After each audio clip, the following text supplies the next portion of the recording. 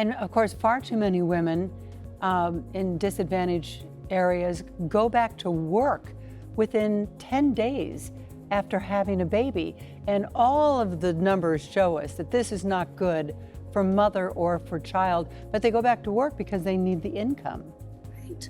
Those are some of the other things talking about what we can do at the policy level. If you're not lucky enough to have good health insurance through your employer and you are on Medicaid, that coverage cuts out 6 weeks after pregnancy, even though, as we've discussed this morning, 50% of maternal mortality happens after the birth within either 6 weeks to a year. 20% happens after the 6-week period. So not having access to coverage from 6 weeks is not helpful. In addition to that, for people who are not able to access care routinely, sometimes that pregnancy is the only time that they're able to access medical care.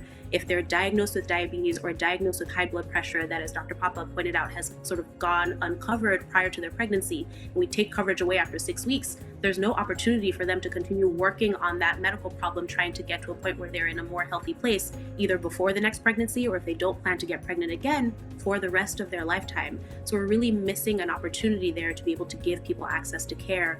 We need better legislation to support moms, not just to have time away from work right after they've given birth, but also to be able to breastfeed when they go back to work if that's their choice.